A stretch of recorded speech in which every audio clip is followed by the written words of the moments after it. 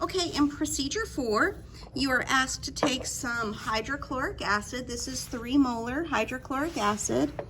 And to put some into a test tube, I'm going to use, this is called a dropper pipette. I'm going to use that to transfer some acid into the test tube, just a squirt.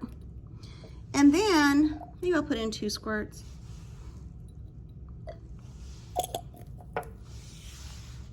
And then it says to introduce some mossy zinc into the test tube.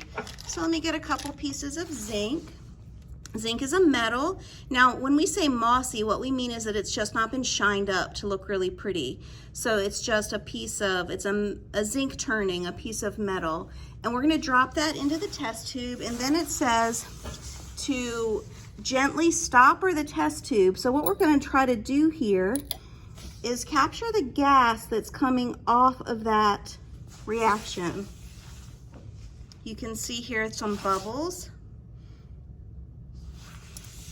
Maybe, let me put this here. Maybe you can see the bubbles a little better that way. You can see some bubbles coming off of the surface of the zinc.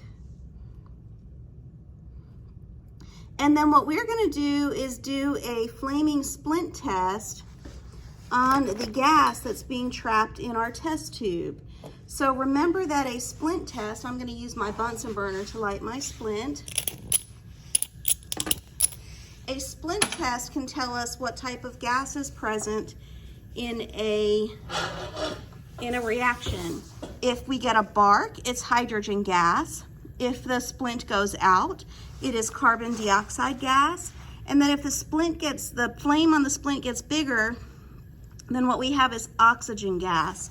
So let's give this a minute to let the gas build up inside the test tube. You can see we've got, some pretty decent bubbling going on here. And we want to stopper the test tube, but not too tightly because we don't want pressure to build up in that test tube. You can see the bubbles. Let's let that sit for just a moment. And then I'll light the splint and we'll do our splint test.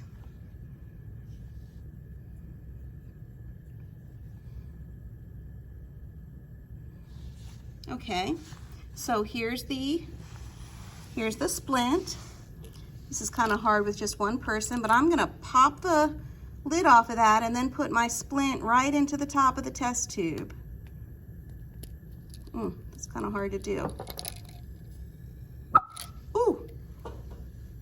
So what we got there was a small hydrogen bark indicating the presence of hydrogen gas.